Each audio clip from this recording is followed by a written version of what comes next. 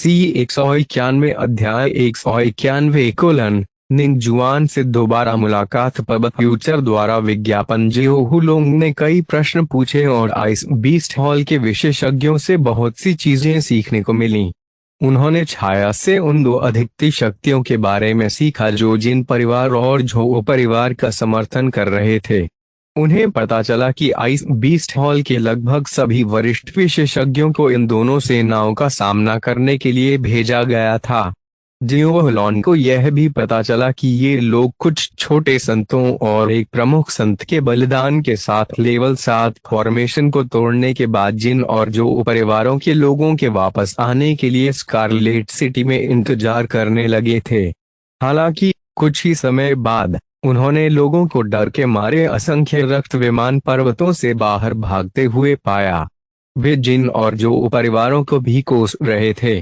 उन लोगों से आइस बीस्ट हॉल के विशेषज्ञों को पता चला कि ब्लड प्लेन आइलैंड में क्या हुआ था और वे हैरान रह गए। एक छोटी सी बातचीत के बाद जियो हुलोंग ने जियोलिन और कुछ लोगों को स्कारलेट सिटी में छोड़ दिया ताकि वे जा सकें और ये जियो की खोज कर सकें। और फिर उसने दो अधिकती सेनाओं का सामना करने के लिए जियो फैमिली और आइस बीस्ट हॉल के विशेषज्ञों के साथ स्कारलेट सिटी छोड़ दिया। उन दो ताकतों की साजिश को जानने के बाद भी वे चुप बैठने वाले नहीं थे, जिन्होंने किसी अज्ञात कारण से हजारों लोगों की बलि चढ़ाने का साहस किया। 3 दिन बाद जब जियो हुलोंग और अन्य लोग अपने पहले गंतव्य पर पहुंचे तो वे एक शक्तिशाली बल के अस्तित्व का कोई निशान न देखकर चौंक गए। ऐसा प्रतीत होता है कि यह अधिकती बल मॉर्निंग स्टार्स के चेहरे से पूरी तरह से गायब हो गया है। यह ऐसा था मानो इसका आरंभ कभी हुआ ही न हो। इससे सभी भ्रमित हो गए। सौभाग्य से यहाँ आने से पहले आइस बीस्ट हॉल के लोगों ने उनके संप्रदाय के सदस्यों को पहले ही सूचित कर दिया था कि वे सुदृढ़ीकरण ला रहे हैं। जियो परिवार रेड स्काई क्षेत्र में अधिकती सेनाओं में से एक उनकी सहायता के लिए आ रहा था। इस प्रकार उनके आगमन के कुछ ही समय बाद आइस बीस्ट हॉल के कुछ बुजुर्ग सामने आए और इन बुजुर्गों से जियो हुलोंग को पता चला कि अभी 2 दिन पहले सफेद आग में जलता हुआ एक रहस्यमय आदमी, जिसका चेहरा नहीं देखा जा सकता था, प्रकट हुआ और उसने सभी को जला दिया। सफेद लपटें, यहाँ तक कि इमारतें और कुछ अन्य मैदान भी उस आदमी द्वारा पूरी तरह से नष्ट कर दिए गए। आश्चर्य की बात तो यह है कि आइस बीस्ट हॉल के लोग उस सफेद लॉक के संपर्क में आने पर भी उन पर जरा सा भी असर नहीं हुआ। साथ ही इस अधिकती बल के कुछ बाहरी शिष्यों पर भी उस सफेद लॉक का कोई प्रभाव नहीं पड़ा। वे सभी जीवित रहने और भागने में सफल रहे। पब फ्यूचर द्वारा विज्ञापन। उस बुजुर्ग ने भी कुछ ऐसा कहा कि हर कोई हैरान रह गया। सफेद लौ में बिल्कुल भी गर्माहट या तापमान नहीं था। उस पर जलने का कोई असर नहीं हुआ, लेकिन फिर भी लोगों की राख तक नहीं बची। जियो हुलोंग और अन्य लोग हैरान थे, लेकिन उनकी असफल जांच के बाद उन्होंने अंतिम अधिकती बल के पास जाने का फैसला किया, जिसने जिन और जो परिवारों के ऐसे जघन्य कृत्यों का समर्थन करने का साहस किया। लेकिन वहां पहुंचने के बाद वे यह जानकर भयभीत हो गए कि इस अधिकती बल का भी पिछले वाले के समान ही हश्र हुआ। सफेद लौ में जलते हुए एक रहस्यमय आदमी ने कुछ ही दिनों में 2 अधिकती शक्तियों को पूरी तरह से मिटा दिया, और कोई भी नहीं जानता कि वे रहस्यमय आदमी कौन है। जबकि हर कोई हैरान था। ये जियाओ पहले से ही दिव्य तलवार संप्रदाय के सामने खड़ा था।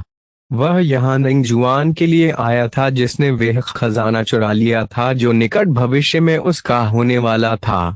लेकिन ये जियाओ उस खजाने के लिए यहाँ नहीं था। वह निंगजुआन नाम के इस व्यक्ति के बारे में और अधिक जानने के लिए यहाँ आया था। निंगजुआन ने सफलतापूर्वक ये जियाओ का ध्यान आकर्षित किया था जब उसने ये जियाओ को बताया था कि वह कुछ वर्षों से उसके बारे में सोच रहा था, और उन्होंने उन दर्शनों से त्रिस्तरीय चमत्कारी तरल पदार्थ के बारे में सीखा। उसे यह भी पता चला कि भविष्य में ये जियो उसे मार डालेगा। ये दृश्य स्पष्ट रूप से निंगजुआन को भविष्य की घटनाओं के बारे में बता रहे थे।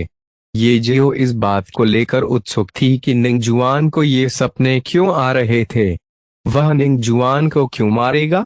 रेड स्काई क्षेत्र की सबसे शक्तिशाली अद्वितीय शक्ति सेलेस्टियल स्वॉर्ड संप्रदाय में आने से पहले ये जियो ने इस क्षेत्र में स्थित हर एक कीड़े को मिटा दिया।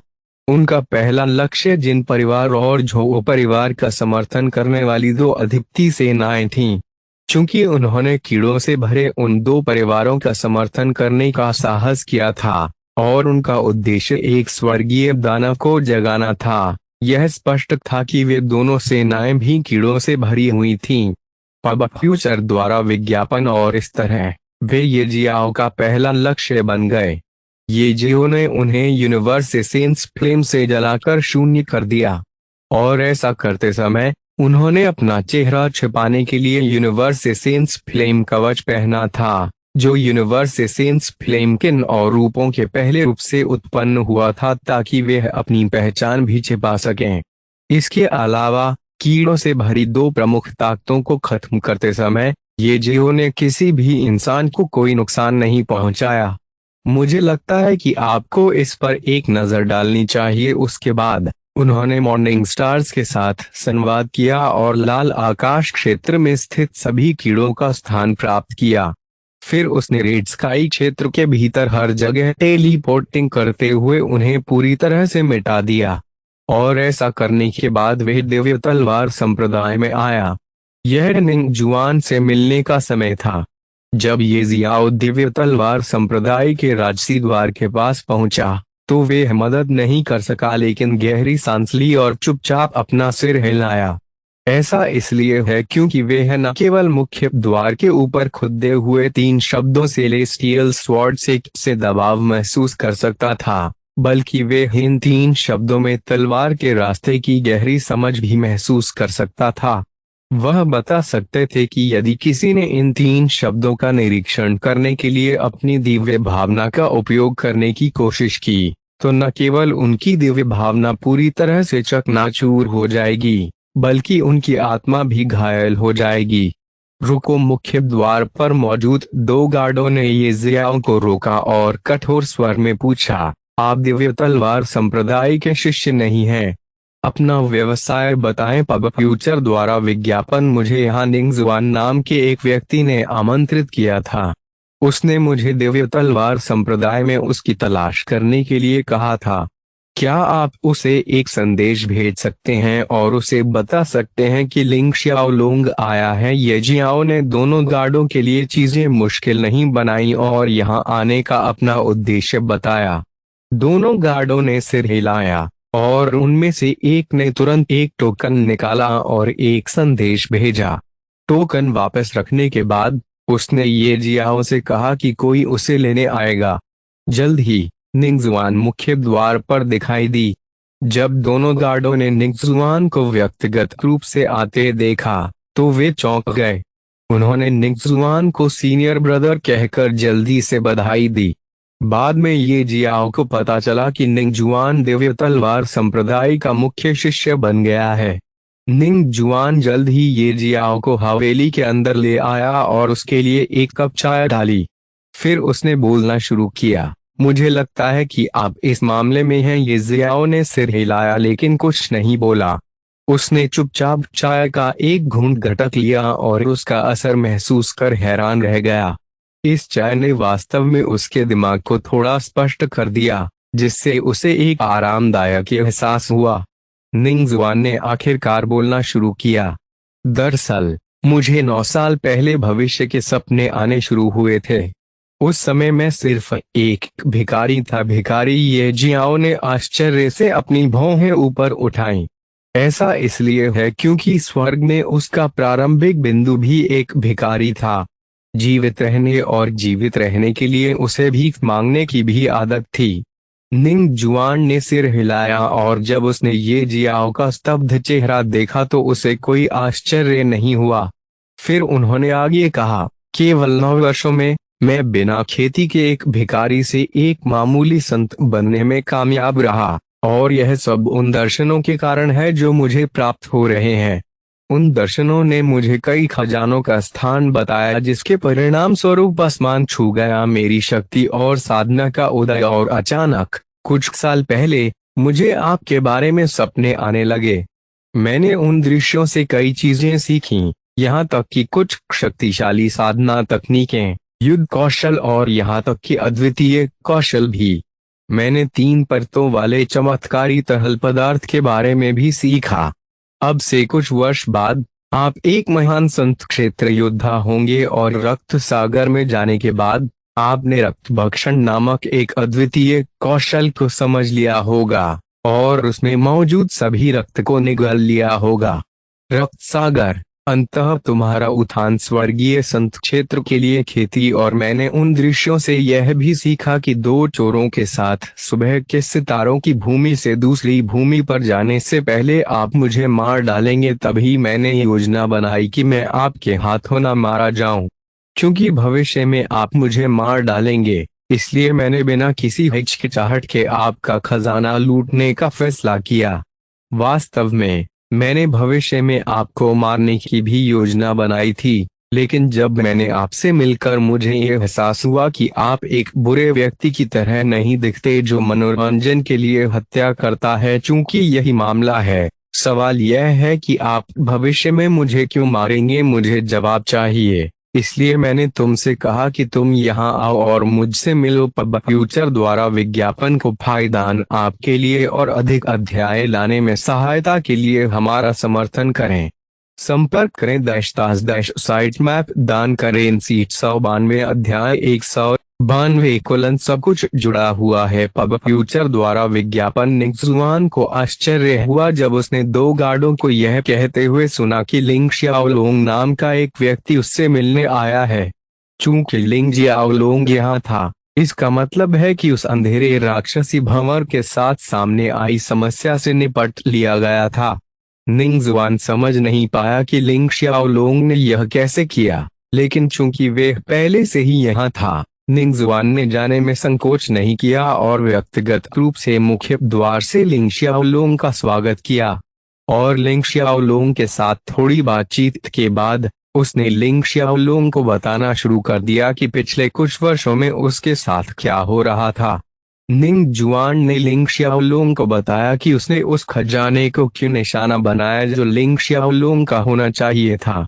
उसका यह भी पूछने का इरादा था कि 2 चोरों के साथ मॉर्निंग स्टार्स की भूमि छोड़ने से पहले निकट भविष्य में लिंग शियाओलोंग उसकी हत्या क्यों करेगा। दूसरी ओर ये जियो निंग जुआन से कुछ बातें जानकर आश्चर्यचकित रह गया। यह पता चला कि निंग जुआन के पास पहले से ही रक्त भक्षण क्षमता को फिर से बनाने और पूरे रक्त सागर को निगलने और अपनी खेती को स्वर्गीय संत क्षेत्र तक बढ़ाने के बारे में सपने थे। ये जियाओ को बिल्कुल भी आश्चर्य नहीं हुआ जब उसने सुना कि पूरे रक्त सागर को निगलने के बाद भी उसकी साधना महान संत क्षेत्र से स्वर्गीय संत क्षेत्र तक केवल एक प्रमुख चरण तक बढ़ी। ऐसा इसलिए क्योंकि उसे पहले से ही अंदाजा होता है कि इसका कारण क्या हो सकता है। सबसे पहले रक्त सागर रक्त ऊर्जा से भरा था, न कि अराजकता ऊर्जा से जो खेती के लिए आवश्यक है। दूसरा, रक्त ऊर्जा का एक बड़ा हिस्सा उसकी 2 रक्त रेखाओं को मजबूत करने के लिए और एक छोटा हिस्सा उसके शरीर को मजबूत करने के लिए इस्तेमाल किया जाना चाहिए। तीसरा, उसके शरीर के अंदर एक विशाल ब्रह्मांड भी था। ब्रह्मांड ने रक्त ऊर्जा के एक बड़े हिस्से को भी निगल लिया होगा, जिससे उसके पास पर्याप्त ऊर्जा बची होगी जो उसकी खेती को पूरक करेगी, जिससे यह एक प्रमुख दायरे में बढ़ जाएगी। ये सब जानकर ये जियाओ को कोई आश्चर्य नहीं हुआ। फिर जब ये जियो ने निंग जुआन के अनुभव के बारे में सुना तो वे हवाक रह गया। कुछ क्षण गहन विचार के बाद वह बोला, मुझे नहीं पता कि मैं तुम्हें भविष्य में क्यों मारूंगा, लेकिन मेरे पास कोई वैध कारण होना चाहिए। मैं उन लोगों में से नहीं हूं जो लोगों को अंधाधुंध मार डालते हैं और मैं कोई ऐसा व्यक्ति भी नहीं हूं जो कुछ बुरा करता हूं। निंग जुआन ने जवाब दिया और दोनों चुप हो गए। ये जियाओ ने अपना सिर हिलाया और धीमी आवाज में कहा, मैं दर्शन के बारे में नहीं जानता, लेकिन आइए हम एक दूसरे के रास्ते में न आने की पूरी कोशिश करें। इसके अलावा यह बेहतर है कि आप ऐसा कुछ भी न करें जिससे आपको नुकसान हो। मैं तुम्हें मार डालूंगा। मैं तुम्हारे प्रति ईमानदार रहूं, चाहे तुम कितने भी खजाने प्राप्त कर लो या तुम कितने भी शक्तिशाली हो जाओ, मैं फिर भी तुम्हें मार सकता हूँ। इसके साथ ही ये जियाओ ने अब निंगजुआन पर अपना समय बर्बाद नहीं किया और गायब हो गया। उन्होंने निंगजुआन से 3 अतिरिक्त चमत्कारी तरल पदार्थ लेने की भी योजना नहीं बनाई थी। क्योंकि निंगजुआन ने खुद कई खतरों से गुजरकर यह खजाना हासिल किया था, इसलिए ये जियाओ ने निंगजुआन को यह खजाना देने का फैसला किया। अब फ्यूचर द्वारा विज्ञापन। दूसरी ओर निंगजुआन तब हैरान रह गया जब उसने ये जियो को अपनी आंखों के सामने गायब होते देखा। वह आश्चर्यचकित हुए बिना नहीं रह सका कि वास्तव में ये जियो गायब होने में कितना शक्तिशाली है, और वह यह भी समझने में असमर्थ था कि ये जियो ने ऐसा कैसे किया। फिर उसने अपने हाथ पर बने 3 रंगों वाले टैटू को देखा और सोचा कि ये जियाओ ने यह खजाना क्यों नहीं मांगा। आपने त्रिस्तरीय चमत्कारी तरल पदार्थ क्यों नहीं मांगा? अराजकता के कमल ने पूछा। ये जियाओ पूरी गति से उड़ रहा था, अज्ञात कहीं जा रहा था। उन्होंने कहा, मुझे किसी खजाने की जरूरत नहीं है, मेरे पास जो है वह काफी है। आप नहीं समझे। यदि यह कोई अन्य खजाना होता तो कोई बात नहीं होती। आपको ऐसा क्यों लगता है कि त्रिस्तरीय चमत्कारी द्रव्य भाग्य से आपके साथ जुड़ा था? क्यों ऐसा इसलिए है क्योंकि यह खजाना कैओस द्वारा आपके लिए युगों पहले तैयार किया गया था। आपको पता नहीं है कि 3 परत वाला मिरेकल लिक्विड वास्तव में कितना शक्तिशाली है। निंगजुआन ने जो ताकत दिखाई वह 30% नहीं बल्कि 15% थी। आपने क्या कहा? यह खजाना कैओस ने मेरे लिए तैयार किया था, और वह युगों पहले की बात है। आपने इसे लिखते हुए सुना है। क्या कैओस को पहले से ही पता था कि मैं आऊंगा? यदि हाँ, तो कैसे? और उसने मेरे लिए खजाना भी क्यों तैयार किया? सब कुछ जुड़ा हुआ है। आपने अब तक जो भी अनुभव किया है वे सब जुड़ा हुआ है, कनेक्टेड। कैसे? क्यों? ये जियाओ बहुत भ्रमित था। अब तक उसने जो भी अनुभव किया है वे सब जुड़ा हुआ है। यदि यह सच है तो क्या इसका मतलब यह नहीं है कि स्वर्ग में उसका अनुभव इस बात से भी जुड़ा है कि कैओस ने उसके लिए खजाना क्यों तैयार किया? लेकिन क्यों? अब फ्यूचर द्वारा विज्ञापन। इस समय ये जियाओ को एहसास हुआ कि वह शुरू से ही किसी के द्वारा उसके लिए निर्धारित रास्ते पर चल रहा था। क्या ऐसा हो सकता है कि उसके बारे में कुछ भी वास्तविक न हो? ये जियाओ ने अचानक कुछ सोचा और पूछा। स्वर्ग ने मुझे बताया कि मैं कभी पैदा नहीं हुआ था, मैं उसके सार के माध्यम से बनाया गया था। मुझे मत बताओ कि यह है। हाँ, सब कुछ पूर्व नियोजित था। स्वर्ग में आपकी स्थिति में आपका जन्म और अनुभव शामिल हैं, जहां आप पहले 9 पैतृक ड्रैगन से परिचित होते हैं, उनकी क्षमताओं को प्राप्त करते हैं, फिर उनके खिलाफ लड़ते हैं, और उनके लिए लड़ने से पहले आप पहले स्वर्ग के खिलाफ जाते हैं। सब कुछ था पूर्व नियोजित, सब कुछ जुड़ा हुआ है। मुझे लगता है कि आपको इस पर एक नजर डालनी चाहिए। आपका स्वर्ग से बाहर आना, आपकी मृत्यु, आपका पुनर्जन्म, और मोरिंग स्टार्स की भूमि में आपका जन्म, सब कुछ जुड़ा हुआ है। ये जियाओ को ऐसा महसूस हुआ जैसे उसका सिर चक्कर और भारी हो रहा था। वह सही था। ऐसा लग रहा था कि वह सचमुच शुरू से ही किसी के द्वारा तैयार किए गए रास्ते पर चल रहा है। वह हमेशा किसी की योजना का हिस्सा लग रहा था। स्वर्ग में वापस जब ये जियो को अपने जन्म के बारे में सच्चाई पता चली तो उसने केवल यह सोचा कि स्वर्ग बहुत चालाक और चालाक था, और स्वर्ग ने शुरू से ही सब कुछ सोच लिया था और अपनी योजना के अनुसार कार्य किया था। लेकिन अब ऐसा लगता है कि हेवंस को भी इस बात की जानकारी नहीं थी कि यह किसी और की योजना में शामिल था। कौन है भाई? ये जियाओ ने दांत पीस कर पूछा। जीवन भर सच्चाई से अनभिज्ञ रहकर किसी के द्वारा बहकाए जाना, यह एहसास उसे पसंद नहीं था। यदि उसने निंगजुआन से त्रिस्तरीय चमत्कारी तरल न लेने का निर्णय नहीं लिया होता तो उसे डर था कि उसे यह सच्चाई बिल्कुल भी सीखने को नहीं मिलती। समय आने पर तुम्हें पता चल जाएगा। अराजकता के कमल को सुनकर ये जियाओ की आंखों में गुस्सा चमक उठा। उसने ठंडे स्वर में कहा, और अभी सही समय नहीं है ना? हाँ, अभी सही समय नहीं है। अराजकता के कमल ने ये जियाओ के शब्दों को दोहराया। ये जियाओ ने एक गहरी सांस ली और अपने दिल में उठ रहे गुस्से को दबाने की कोशिश की। फिर उन्होंने पूछा, मैं इस समय जिस रास्ते पर चल रहा हूँ, जहाँ मुझे सभी 108 नियम स्रोत क्रिस्टल प्राप्त करने हैं, क्या यह भी उसी ने तैयार किया है? अराजकता का कमल, हाँ, और आप शुरू से ही उस व्यक्ति के लिए काम कर रहे हैं? ये जियो ने फिर पूछा। हाँ, अराजकता के कमल का उत्तर वही रहा। ये जियाओ को एक बार फिर ठगा हुआ महसूस हुआ। वह हमेशा सोचता था कि चाहे कुछ भी हो जाए, अराजकता का कमल उसे कभी धोखा नहीं देगा। ये जियाओ ने ऐसा इसलिए सोचा क्योंकि अराजकता का कमल पहले ही उसके ब्रह्मांड का हिस्सा बन चुका था, उसके ब्रह्मांड का मूल। यदि ये जियाओ को कुछ होता है तो उसका ब्रह्मांड भी नष्ट हो जाएगा, और ब्रह्मांड के साथ साथ अराजकता का कमल भी अस्तित्व से मिट जाएगा।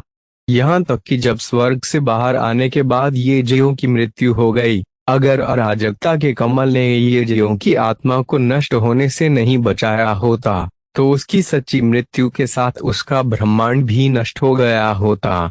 लेकिन अब ऐसा लगता है कि वे गलत था। अपने दांत पीसते हुए ये जियाओ की आंखें ठंडी हो गईं। फिर उन्होंने उदासीनता से पूछा, क्या आप जानते हैं कि जब मुझे पता चला कि आपने मेरा हिस्सा बनने का फैसला किया है, तो मैंने कभी आपसे सवाल क्यों नहीं किया? क्योंकि आप कुछ योजना बना रहे हैं और आप चाहते हैं कि मैं सभी 108 नियम स्रोत क्रिस्टल प्राप्त करूं। मुझे पता है आपने मुझसे कभी कोई सवाल नहीं पूछा, क्योंकि आप हमेशा मानते थे कि मैं आपके ब्रह्मांड का हिस्सा हूँ, इसलिए मैं कभी भी आपको नुकसान पहुंचाने की कोशिश नहीं करूंगा, अन्यथा मैं भी नष्ट हो जाऊंगा। और आप सही हैं, यह है सच। मैंने तुम्हें धोखा देने के बारे में कभी नहीं सोचा, अराजकता के कमल ने समझाया। तुमने मुझे कभी धोखा नहीं दिया। हो तो फिर तुम क्या योजना बना रहे हो? तुम किसी और के लिए काम क्यों कर रहे हो? तुम मुझे किसी उद्देश्य के लिए किसी और द्वारा बनाए गए रास्ते पर क्यों चलने के लिए मजबूर कर रहे हो? ये जियाओ गुस्से से चिल्लाया। उसने पहले ही उड़ना बंद कर दिया था और वर्तमान में रेगिस्तान के ऊपर तैर रहा था। उसके चिल्लाने के साथ साथ एक तेज हवा चली, जो धूल और रेत को आकाश में ले आई और नाचने लगी। अभी मैं तुम्हें कुछ नहीं बताऊंगा। जब तुम्हें पूरा सच पता चलेगा तब तुम समझ जाओगे।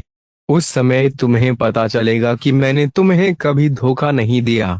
उस समय तुम्हें पता चलेगा कि मैं हमेशा तुम्हारे लिए खड़ा था, सोच रहा था आपके लिए काम करना और आपके लिए जीना। मेरे लिए जी रहे हो? हे हाँ हाँ। लोटस ऑफ कैओस के शब्दों को सुनकर ये जियाओ खुद ही मजाक करते हुए हंसा। लेखक का नोट, यह खंड 1:1 नई शुरुआत का अंत है। मैं जानता हूं कि कई सवाल हैं और आप में से कई लोग सोच रहे होंगे कि ये जियाओ को हमेशा कोई न कोई धोखा क्यों देता है और वे हमेशा दूसरों के जाल में क्यों फंस जाता है। दरअसल सच्ची कहानी अब शुरू होती है। आपको सब कुछ, हर उत्तर बहुत जल्द पता चल जाएगा। खंड 2 आपके सभी प्रश्नों का उत्तर देगा। मुझे उम्मीद है कि हर कोई अंत तक मेरे साथ रहेगा। पब फ्यूचर द्वारा विज्ञापन को फायदान आपके लिए और अधिक अध्याय लाने में सहायता के लिए हमारा समर्थन करें। संपर्क करें साइट मैप दान करें सीट्स और 93 अध्याय 193 ये जियो के आसपास के रहस्य। पब फ्यूचर द्वारा विज्ञापन। ये जियाओ ठगा हुआ महसूस कर रहा था। अब वे सचमुच नहीं जानता था कि किस पर विश्वास करे और किस पर नहीं। उसका हृदय क्रोध और दुख से भर गया। उदासी की एक हवा ने उसे घेर लिया। उसका चेहरा दुख और निराशा से भरा हुआ दिख रहा था। अब वे निश्चित नहीं था कि उसे नियम स्रोत क्रिस्टल एकत्र करना जारी रखना चाहिए या नहीं। मानो ये जियाओ के विचारों से अवगत हों, लोटस ऑफ कैओस ने समझाया। यदि आप वास्तव में भीड़ में अलग दिखना चाहते हैं, यदि आप वास्तव में सबसे मजबूत योद्धा बनना चाहते हैं, तो आपको नियम स्रोत क्रिस्टल इकट्ठा करना बंद नहीं करना चाहिए। चूंकि मेरे पास है, पहले ही आपको इतना कुछ बता चुका हूँ। मैं आपको एक और बात बताता हूँ। ये 108 नियम स्रोत क्रिस्टल, मेरी माँ, अराजकता के कमल द्वारा केवल आपके लिए बनाए गए थे। 108 नियम स्रोत, अराजकता के जन्म से पहले भी कई चीजें हुई क्रिस्टल, और स्वर्गीय रहस्य के 2 खजाने। सब कुछ आपके लिए था, और सब कुछ आपके कारण था, सब कुछ आपके लिए था और सब कुछ आपके कारण था। जब ये जियाओ ने ये शब्द सुनने तो वे दंग रह गया।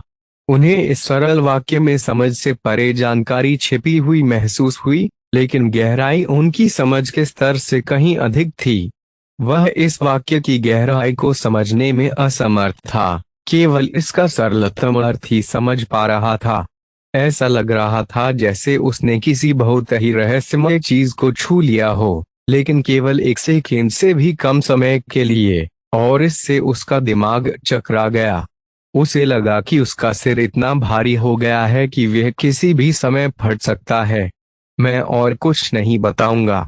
मैं पहले से ही आपके ब्रह्मांड का एक हिस्सा बन चुका हूँ, आपका एक हिस्सा।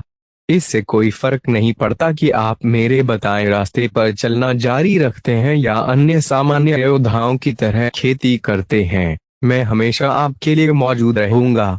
चुनाव आपको करना है, लेकिन याद रखें, यदि आप उस रास्ते पर चलना चुनते हैं जिस पर अन्य योद्धा चल रहे हैं, तो आप स्वाभाविक रूप से अपना उद्देश्य खो देंगे। अराजकता के जन्म से पहले ही आपके लिए नियोजित रास्ता बर्बाद हो जाएगा। अराजकता के जन्म के पीछे के सच्चे रहस्य आपके जन्म के पीछे और अस्तित्व से जुड़ी चीजों के संपर्क में कभी नहीं आ सका। ये जियाओ ने गहरी सांस ली, लेकिन एक शब्द भी नहीं कहा। उसके दिल में गहरा घाव था, लेकिन अराजकता का कमल कहता रहा कि उसने उसके साथ विश्वासघात नहीं किया है। इसने उसके लिए 2 रास्ते भी प्रस्तावित किए, और ये जियाओ ने जो भी रास्ता चुना, वे हमेशा उसके ब्रह्मांड के एक हिस्से के रूप में उसके साथ रहेगा। इन शब्दों से ये जियाओ को एहसास हुआ कि उसका प्रारंभिक अनुमान सही था। अब जबकि अराजकता का कमल उसके ब्रह्मांड का मूल बन गया है, यह उसे कभी धोखा नहीं देगा। चूंकि यह मामला है, तो उसने जो सोचा था उसके विपरीत। हालांकि अराजकता के कमल ने उसे किसी बहुत ही रहस्यमय व्यक्ति द्वारा नियोजित मार्ग पर चलने के लिए मजबूर किया, लेकिन इसने उसे धोखा नहीं दिया। जब उसने यह सोचा तो उसे सब कुछ बहुत स्पष्ट लगने लगा, लेकिन अगले ही पल उसकी समझ पर फिर धुंध की परत छा गई और वे कई बातें समझने में असफल हो गया। जब ये जियाओ ने अस्तित्व के बारे में सोचा, तो उसे याद आया कि अराजकता के कमल ने एक बार उसे इस अस्तित्व के बारे में भी बताया था। बात बस इतनी सी है, पिछली बार की तरह वे उस अस्तित्व का नाम नहीं सुन पा रहा था। यह शब्द अकल्पनीय गहराई, प्रचुरता और प्रतिभा से भरा हुआ प्रतीत होता है कि इस शब्द को सुनना असंभव हो जाता है। उन्हें याद आया कि अराजकता के कमल ने उन्हें बताया था कि अनंत प्रतीक, स्वर्गीय रहस्य का दूसरा खजाना, अराजकता की सीमा से परे जाने और अस्तित्व को जन्म देने के लिए स्वर्गीय रहस्य को फिर से एकजुट करने के उद्देश्य से बनाया गया था। ये जियाओं के आसपास इतने सारे रहस्य थे कि उन रहस्यों को उजागर करना उसके लिए असंभव हो गया। पब फ्यूचर द्वारा विज्ञापन अंत में, ये जियाओ ने किसी अज्ञात व्यक्ति द्वारा उसके लिए बताए गए रास्ते पर चलना जारी रखने का फैसला किया, लेकिन फिर वे आश्चर्य में आहें भरने के अलावा कुछ नहीं कर सका। क्या उसका कमल इस बार कई राज उगलता है? इससे पता चलता है कि सब कुछ अराजकता के जन्म से पहले ही शुरू हो गया था, और सब कुछ उसके लिए भी था और उसके कारण भी। कैसे के लिए, ये जियाओ को कोई पता नहीं है। ये जियाओ इन रहस्यों को समझ नहीं सका, और वह जानता था कि अराजकता का कमल उसे और कुछ नहीं बताएगा। इसलिए और अधिक मांगना बेकार था। केवल समय ही सभी रहस्यों को उजागर करेगा। और अब जब उसने पहले ही पुष्टि कर दी है कि अराजकता के कमल ने वास्तव में उसके साथ विश्वासघात नहीं किया है, तो ये जियो ने अभी इन रहस्यों में गहराई से नहीं जाने का फैसला किया, क्योंकि यह उसके लिए अच्छा नहीं होगा। ये जियाओ ने अराजकता के कमल से कुछ नहीं कहा, लेकिन उसने पहले ही तय कर लिया था कि उसे क्या करना है। एक बार फिर ये जियाओ ने उड़ान भरना शुरू कर दिया। इस बार उनका गंतव्य फॉर्मेशन गॉड टावर था। वह एक बार फिर स्टार फॉरेस्ट क्षेत्र में टेलीपोर्ट करने के लिए ग्रेट टेलीपोर्टेशन फॉर्मेशन का उपयोग करना चाहता था। मुझे लगता है कि आपको इस पर एक नजर डालनी चाहिए। वर्तमान में वे किसी क्षेत्र के भीतर कहीं भी टेलीपोर्ट कर सकता था, लेकिन किसी क्षेत्र के बाहर टेलीपोर्ट करना असंभव था। वह सीधे फॉर्मेशन गॉड टावर के मुख्यालय में टेलीपोर्ट कर सकता था, लेकिन उसने वहां से उड़ान भरने का फैसला किया क्योंकि उसके पास अभी भी 9 महीने से अधिक का समय था। जहां तक 3 परतीय चमत्कारी तहल की बात है, ये जियो का वास्तव में इसे वापस पाने का कोई इरादा नहीं था। उनकी नजर में यह 3 परतों वाला चमत्कारी तरल चाहे किसी भी प्रकार का खजाना हो, उनके लिए इसका कोई मतलब नहीं है। वह अपने इन्फिनिटी एज ब्लेड और वर्ल्ड शैटरिंग स्पीयर से बहुत संतुष्ट थे। ये दोनों खजाने समय के साथ विकसित हो सकते हैं और निश्चित रूप से संपूर्ण अराजकता में सबसे महान खजानों में से एक बन जाएंगे। रास्ते में ये जियाओ ने जानबूझकर जल्दबाजी नहीं की। वह धीरे धीरे आगे बढ़ता रहा और कभी कभी उन शहरों पर ध्यान देता जहां से वे गुजरता। 20 दिन बाद ये जियो फॉर्मेशन गॉड सिटी के निकटतम शहर में पहुंचे। इसे फायरी स्काई सिटी कहा जाता था। ये जियाओ ने दूर से उग्र आकाश शहर को देखा, जैसे कि वह मैदान पर एक विशाल लॉ को देख रहा हो। फायरी स्काई सिटी निश्चित रूप से रेड स्काई क्षेत्र के शीर्ष शहरों में से एक था। उनके अधिकार क्षेत्र का क्षेत्र स्कारलेट सिटी के आकार का कम से कम 3 गुना था। इसके अलावा फायरी स्काई सिटी में एक प्राचीन प्रमुख शक्ति थी। इसे फायरी स्काई कैसल कहा जाता था और यह रेड स्काई क्षेत्र में अधिकतर बलों में से एक था। प्रसिद्धि की दृष्टि से यद्यपि यह दिव्य तलवार संप्रदाय से थोड़ा कमजोर था, फिर भी यह बहुत शक्तिशाली और भयानक था। फायरी स्काई सिटी के पिछले शहर के स्वामी भी फायरी स्काई कैसल से थे। Fiery sky castle fiery sky city का सच्चा शासक था। फायरी स्काई सिटी में सभी ने फायरी स्काई कैसल के आदेशों का पालन किया। इस समय ये जियाओ के कान हिल गए। अचानक उसे बहुत दूर से लड़ाई की आवाज सुनाई दी। ये जियाओ ने नजर घुमाई और कुछ ही दूरी पर एक घाटी देखी। उधर से लड़ाई की आवाज आई। उत्सुकतावश ये जियाओ घाटी की ओर दौड़ पड़ा। जल्द ही उसने 5 अधेड़ उम्र के लोगों को एक युवा लड़की को घेरते और उस पर हमला करते देखा, जो लगभग 15 या 16 साल की लग रही थी। छोटी बच्ची बहुत प्यारी लग रही थी। हालांकि वह बहुत छोटी थी, फिर भी वह बहुत सुंदर थी। सबसे महत्वपूर्ण बात यह है कि उसकी ताकत खराब नहीं थी। वह इतनी कम उम्र में कैओस डस्ट दायरे के मध्य चरण में भी थी। मॉर्निंग स्टार्स की भूमि में अनगिनत अन्य प्रतिभाओं की तुलना में उनकी प्रतिभा वास्तव में भयावह थी। युवा लड़की को घेरने वाले 5 मध्यम आयु वर्ग के पुरुषों में से 2 मिड स्टेज कैओस डस्ट दायरे के योद्धा थे और उनमें से 3 लेट स्टेज कैओस डस्ट दायरे के योद्धा थे। उनकी ताकत वास्तव में दुर्जय थी। इससे ये जियाओ को बहुत अजीब महसूस हुआ। एक जवान लड़की इन लोगों को कैसे नाराज कर सकती है? इन लोगों ने इस जवान लड़की पर हमला क्यों किया? 5 अधेड़ उम्र के पुरुषों की घेराबंदी के तहत युवा लड़की को स्पष्ट रूप से नुकसान हुआ था। तुम सब बड़े बुरे लोग हो। क्या तुम्हें शर्म नहीं आती कि तुम्हें से इतने लोग मेरी जैसी छोटी लड़की को परेशान कर रहे हैं? लड़की काफी गुस्से में लग रही थी। उसके हाथ में जेड तलवार एक स्पिरिट सांप की तरह फुर्तीली थी।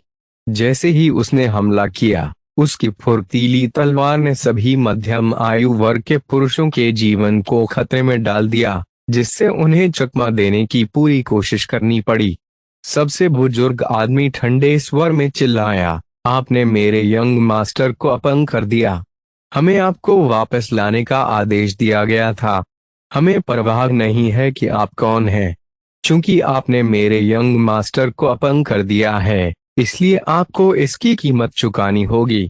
यदि आप नहीं आते हैं हमारे साथ, तो आपके साथ अभद्र व्यवहार के लिए हमें दोष न दे। कोई फर्क नहीं पड़ता कि आप क्या कहते हैं, आपका वह यंग मास्टर इसका हकदार है। अगर मुझे पता होता कि वह आप सभी को मेरे पीछे भेज देगा तो मुझे उसे मार देना चाहिए था। बोलते समय लड़की ने ठंडे स्वर में खराटे भरे।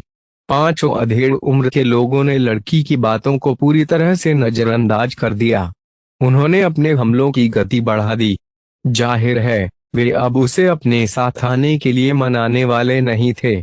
छोटी बच्ची भी कुछ चिंतित थी। उसके चेहरे पर झिझक की झलक दिखी।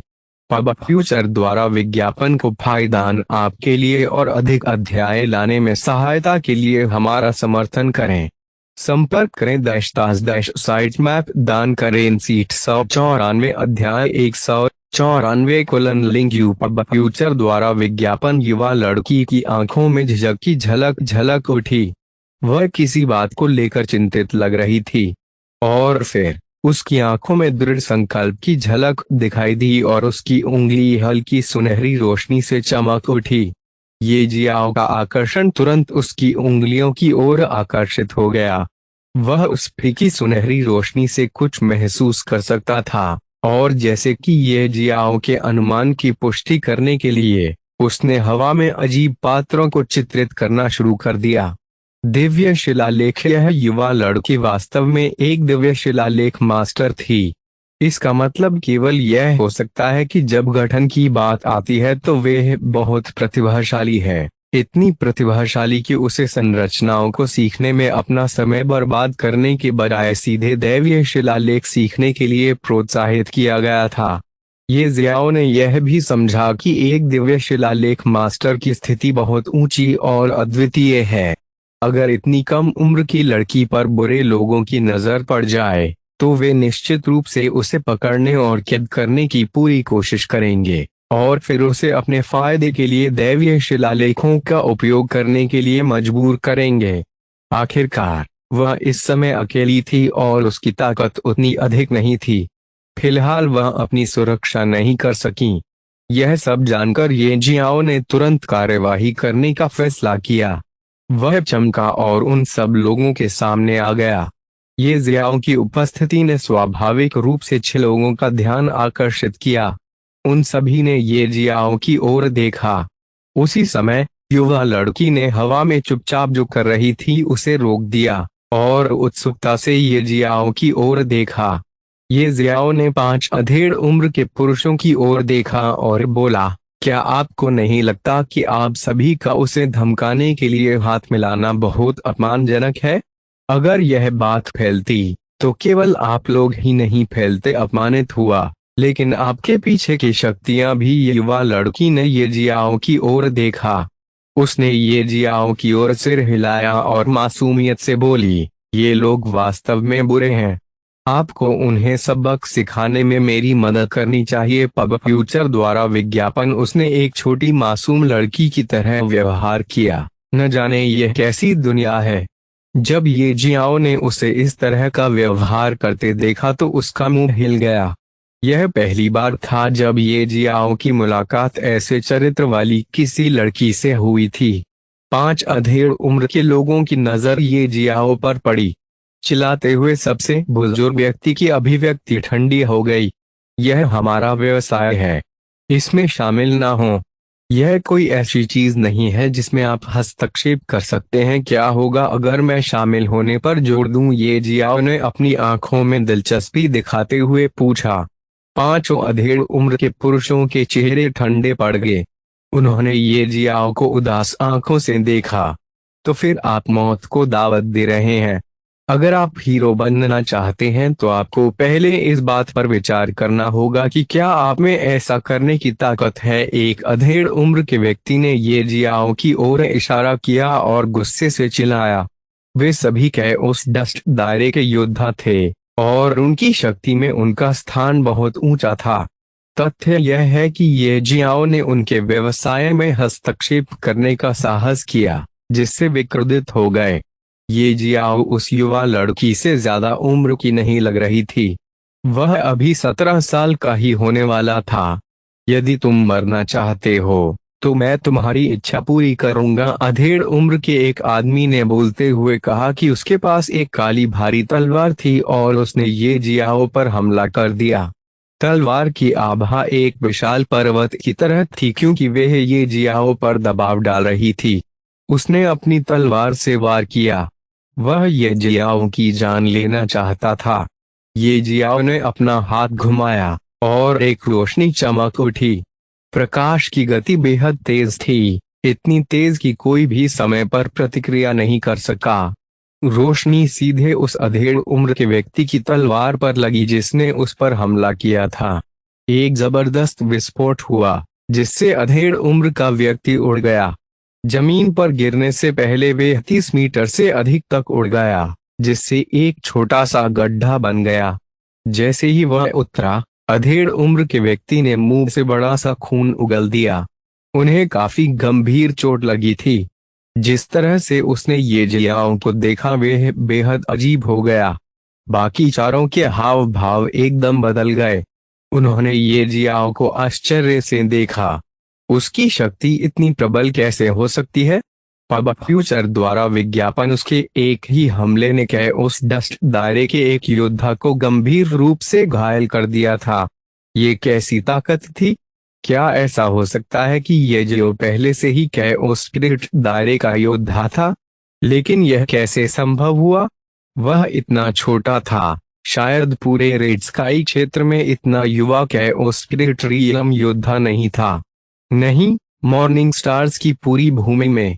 मुझे लगता है कि आपको इस पर एक नजर डालनी चाहिए। हालांकि उन्हें इस बात पर यकीन नहीं हो रहा था, लेकिन जो सच सामने आया उसने उन्हें चौंका दिया। वे इस बात से पूरी तरह अनजान थे कि ये जियाओ ने लड़की को चौंका देने के लिए कई बार अपनी ताकत दबाई थी। वह लड़की की पृष्ठभूमि जानना चाहता था और दिव्य शिलालेखों के बारे में और जानना चाहता था जो निकट भविष्य में काम आ सकता था। लेकिन उसकी दबी हुई ताकत भी भीड़ को चौंका देने के लिए काफी मजबूत थी। आप वास्तव में मजबूत हैं। हमारी ताकत के बीच बहुत बड़ा अंतर है। युवा लड़की ने उत्सुकता से ये जियाओ की ओर देखा। ये जियाओ का उस पर गहरा प्रभाव पड़ा। जब चारों अधेड़ उम्र के लोगों ने एक दूसरे की ओर देखा तो सबसे बुजुर्ग अधेड़ उम्र के व्यक्ति ने कहा, युवक, तुम्हारी ताकत खराब नहीं है। इतनी कम उम्र में तुम इतने मजबूत हो, तो तुम किस गुट से हो? ये जियाओ की पोशाक को देखते हुए वे वास्तव में बहुत साधारण था, इसलिए उनकी पहली धारणा यह थी कि वह किसी प्रमुख शक्ति का शिष्य नहीं था। लेकिन अपनी दुर्जय शक्ति से उसे एक प्रमुख शक्ति का शिष्य होना चाहिए। यदि वह वास्तव में किसी प्रमुख शक्ति का शिष्य है तो वे उसे अपमानित करने का साहस नहीं करेंगे। ये जियाओ को पता था कि वे उसे धोखा देने की कोशिश कर रहे थे। उन्होंने कहा, यह मेरा निजी मामला है, मुझे आपको बताने की जरूरत नहीं है। अगर आप आगे बढ़ना चाहते हैं तो मैं आपसे लड़ूंगा। हालांकि आपकी ताकत बुरी नहीं है, फिर भी अगर आप दूसरों से हाथ मिला लें तो भी मैं ऐसा कर सकता हूँ। तुम सबको आसानी से मार डालो। अगर हम लड़ते रहे तो अंत में तुम्हें ही भुगतना पड़ेगा। किसी लड़की को धमकाने के लिए हाथ मिलाना आपके लिए बहुत अपमानजनक है। मुझे लगता है कि चोट लगने से बचने के लिए आपको यहीं रुक जाना चाहिए। पब फ्यूचर द्वारा विज्ञापन। ये जियाओ के शब्द बिल्कुल भी विनम्र नहीं थे। उनके अंतिम वाक्य ने उनका दृष्टिकोण व्यक्त कर दिया। यदि वे यहाँ नहीं रुके तो वे उन सभी को मार डालेगा।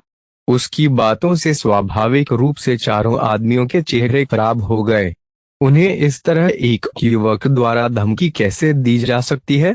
हालांकि पक्ष और विपक्ष पर विचार करने के बाद सबसे बुजुर्ग मध्यम आयु वर्ग के व्यक्ति ने फिर भी निर्णय लिया, हम व्हाइट टाइगर गैंग याद रखेंगे कि आज क्या हुआ। चलो चलें। हाथ हिलाकर चारों अधेड़ उम्र के लोगों ने पांचवें की मदद की और चले गए।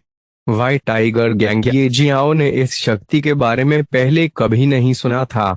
इससे संकेत मिलता है कि यह रेड स्काई क्षेत्र में अधिकतर बलों में से एक नहीं था, इसलिए उन्हें इसकी चिंता नहीं करनी पड़ी।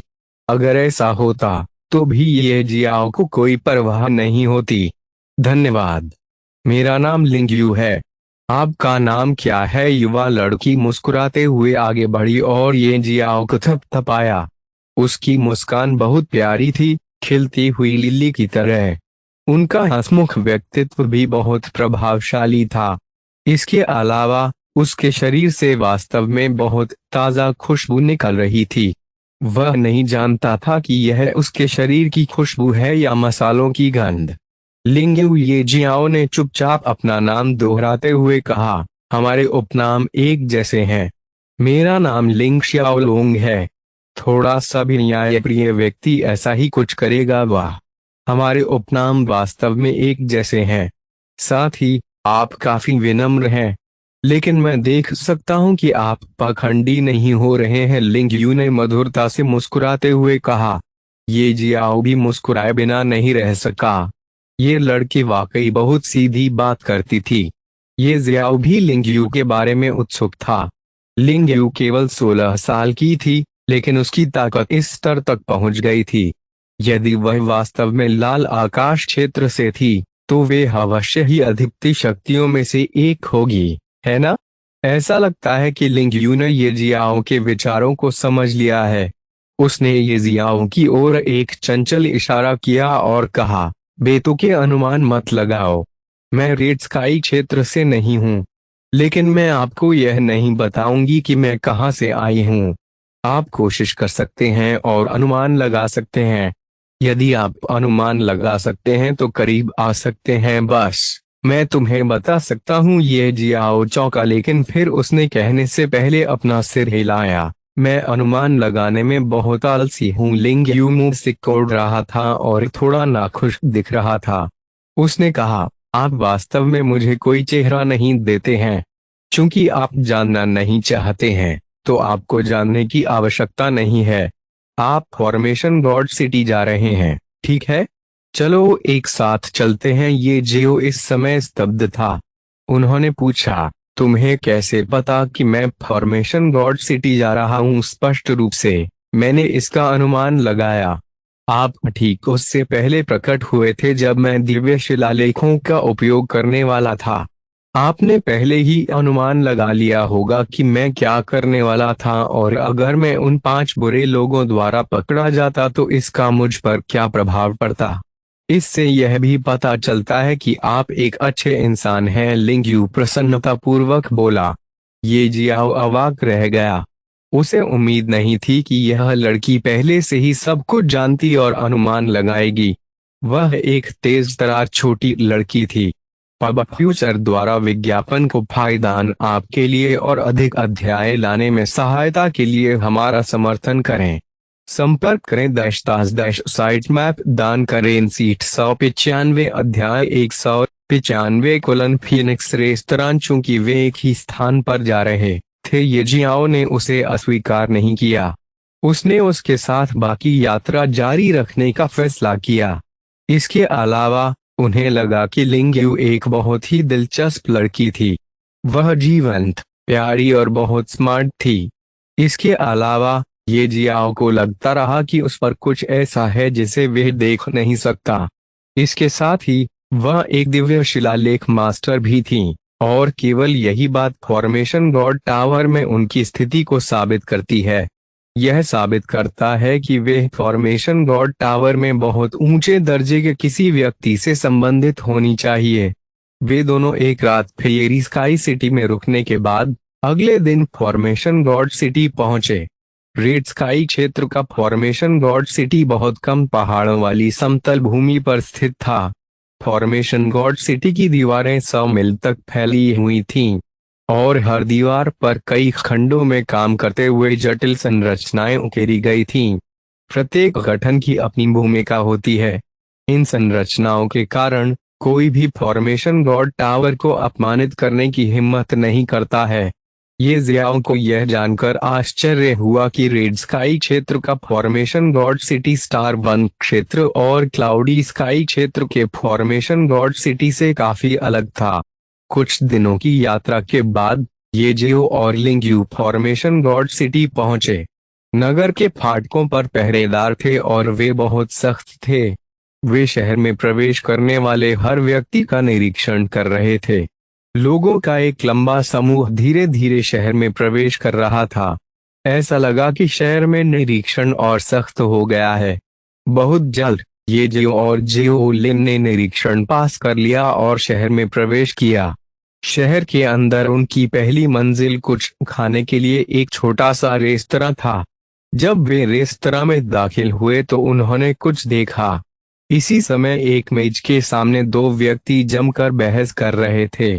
यह टेबल सबसे पहले हमने ही देखी थी, इसलिए यह हमारी ही होनी चाहिए। इसे हमसे छीनने का तुम्हें क्या अधिकार है? जो बोल रहा था वह एक लंबा और हृष्टपुष्ट आदमी था। वे काफी खूंखार लग रहा था। उसके समूह में 5 लोग थे और वे सभी उसकी तरह ही असामान्य रूप से उग्र थे। वे अजीब कपड़े पहनते थे और कुछ अलग दिखते थे।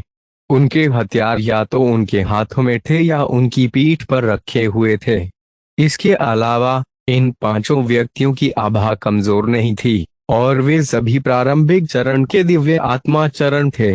दूसरी तरफ केवल 3 आदमी थे। हालांकि वे सभी 20-20 साल के युवा थे। उनकी पोशाक को देखते हुए उनकी कुछ पृष्ठभूमि होनी चाहिए।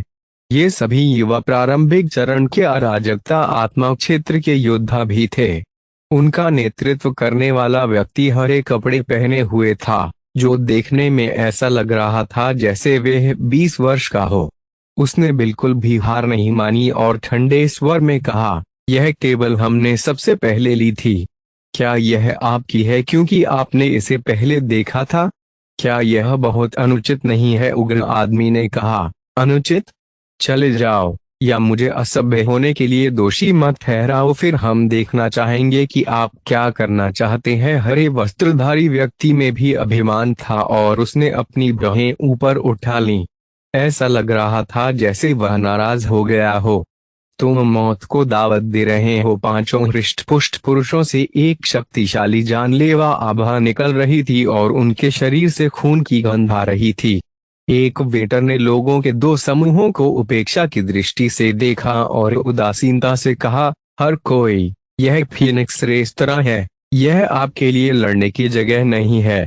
हालांकि यह एक छोटा रेस्तरां हो सकता है, लेकिन वास्तव में इसे किसी ऐसे व्यक्ति द्वारा नियंत्रित किया जा रहा है। फॉर्मेशन गॉड टावर में उच्च स्थिति। यदि आप इस तरह बहस करते रहेंगे तो आप इस समस्या को हल नहीं कर पाएंगे। यदि आप लड़ना चाहते हैं तो बाहर जाएं और यहाँ हमारे व्यवसाय को परेशान न करें। हालांकि वह एक वेटर था, लेकिन वास्तव में उसके पास कैओस डस्ट दायरे के योद्धा की ताकत थी।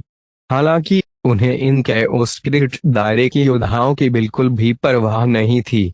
बिल्कुल वैसा ही जैसा उन्होंने कहा, यह फीनिक्स रेस्तरां था। किसी के लिए भी अत्याचारपूर्ण व्यवहार करने की जगह नहीं। अगर तुम तीनों में हिम्मत है तो बाहर आओ और हमसे लड़ो। हटे कट्टे आदमी ने तिरस्कार पूर्वक हरे कपड़े पहने आदमी की नाक की ओर इशारा किया और कहा। हरे कपड़े पहने व्यक्ति में कमजोरी का कोई लक्षण नहीं दिखा। अगर आप में हिम्मत है तो आपका स्वागत है। दोनों समूह घूम गए और बाहर चले गए। वेटर ने अपना हाथ लहराया और बुदबुदाया, मेरे समय की कितनी बर्बादी हो रही है। वेटर, क्या कोई और टेबल है? उसी समय एक आवाज सुनाई दी। हर कोई देखने के लिए मुड़ा और केवल ये जियो और लिंगयू को खड़ा देखा। हाँ, जब वेटर ने 2 नए ग्राहकों को देखा तो वह तुरंत मुस्कुरा दिया। वह झुका और एक आकर्षक इशारा किया। मुझे लगता है कि तुम्हें देखना चाहिए। लिंगयू ने वहां टेबल देखी और तुरंत बैठने के लिए दौड़ी। फिर उसने वीरतापूर्वक कहा, वेटर, सभी अच्छी शराब और व्यंजन यहाँ ले आओ। वेटर ने कहा, अच्छी शराब और अच्छे व्यंजन बहुत महंगे हैं। मुझे डर है कि आप इसे वहन नहीं कर पाएंगे। लिंगयू ने एक चमकता हुआ पत्थर निकाला और कहा, क्या यह काफी है? एक ऊर्जा पत्थर। जब वेटर ने पत्थर देखा तो वह लगभग जोर से चिल्लाया, लेकिन गलतियों का एहसास होने पर वह थोड़ा खांसा और फिर बोला, आप वास्तव में छोटी राजकुमारी हैं। मैं तुरंत आपके लिए अच्छी शराब और व्यंजन लाऊंगा। और ऐसे ही वो तुरंत बर्तन बनाने चला गया। एक ऊर्जा पत्थर। ये जियाओ इस बात से अनजान नहीं था। उन्होंने ये पत्थर अपने पिता और दादा के पास देखे थे। एनर्जी स्टोन एक प्रकार का पत्थर है जो शुद्ध ऊर्जा से भरा होता है। यह बिल्कुल अराजकता ऊर्जा नहीं है, बल्कि एक गैर रैखिक शुद्ध ऊर्जा है। इसका कोई प्रकार नहीं है। एक व्यक्ति अराजकता ऊर्जा, रक्त ऊर्जा, राक्षसी ऊर्जा, रसातल ऊर्जा, जीवन ऊर्जा और बहुत कुछ, लगभग हर प्रकार की ऊर्जा के पूरक के लिए ऊर्जा पत्थर का उपयोग कर सकता है। और वास्तव में यह एक एनर्जी स्टोन को बहुत कीमती और दुर्लभ बनाता है। इसके अलावा एनर्जी स्टोन्स का निम्न स्तर, मध्य स्तर या उच्च स्तर जैसा कोई प्रकार नहीं होता है। यह केवल एक ग्रेड के साथ आता है, और वे शुद्ध ग्रेड है। किसी एनर्जी स्टोन को इस नाम से तभी बुलाया जा सकता है जब वे अत्यंत शुद्ध ऊर्जा से भरा हो। एक एनर्जी स्टोन की कीमत इस रेस्टोरेंट में पूरे दिन खाने पीने के लिए काफी थी। फीनिक्स रेस्तरां कितना भी महंगा क्यों ना हो, एक एनर्जी स्टोन 2 लोगों के लिए भरपूर खाने के लिए पर्याप्त है। यहाँ का वातावरण बहुत अच्छा नहीं है। ऐसा लगता है कि फॉर्मेशन गॉड सिटी के मानक वास्तव में अच्छे नहीं हैं। लिंग यू ने चारों ओर देखा और कुछ तिरस्कार के साथ कहा। ये जियाओ ने अपनी भौहें ऊपर उठाई, यह कहने में सक्षम होने के लिए कि फॉर्मेशन गॉड सिटी के मानक अच्छे नहीं है। ऐसा लगता है कि इस लड़की की पृष्ठभूमि भी बहुत ऊंची थी। उसने आह भरी लेकिन कुछ कहा नहीं। अचानक खून की गंध के साथ एक जानलेवा आभा फैल गई। लोगों के 2 समूहों ने ये जियाओ और लिंग यू को घेर लिया। यह लोगों के 2 समूह थे जो मेज को लेकर लड़ रहे थे। जब वे बाहर निकलने और लड़ाई के माध्यम से मामले को निपटाने के लिए रेस्तरां के प्रवेश द्वार पर गए ही थे, तो उन्होंने देखा कि ये जियो और लिंग यू ने मेजों पर कब्जा कर लिया है, इसलिए वे वापस लौट आए। तुम दोनों मौत को दावत दे रहे हो, ठीक है? एक आदमी ने सबसे पहले परेशानी खड़ी की और ये जियाओ की ओर घूरकर देखा।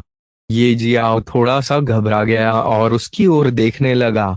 लिंग यू ने कहा, मुझे नहीं लगता कि हम आप बुरे लोगों को जानते हैं जो केवल लड़ना जानते हैं। हम यहाँ खा रहे हैं। ऐसा करने से आपका क्या मतलब है? जल्दी करो और चले जाओ। तुम लोग हमारी भूख को प्रभावित कर रहे हो। हरे कपड़े पहने आदमी और उसके समूह के अन्य 2 लोग कुछ हद तक खुश हुए जब उन्होंने लिंग यू को इस तरह व्यवहार करते देखा। दूसरी ओर 5 उग्र व्यक्तियों की आंखें हत्या के इरादे से चमक उठीं। दोनों समूह केवल यह तय करने के लिए लड़ाई करने वाले थे कि एकमात्र उपलब्ध टेबल पर कौन कब्जा करेगा। और अब जब ये जियो और लिंग यू ने मेज संभाल ली है, तो वे क्रोधित कैसे नहीं होंगे? छोटी बच्ची, अपने शब्दों में सावधान रहो। बड़े आदमी ने लिंग यू की ओर घूरकर देखा। लिंग यू ने अप्रसन्नता से चिल्लाते हुए कहा, बुरे लोगों, जल्दी से चले जाओ। बड़े आदमी ने फिर से ये जियाओ की ओर देखा।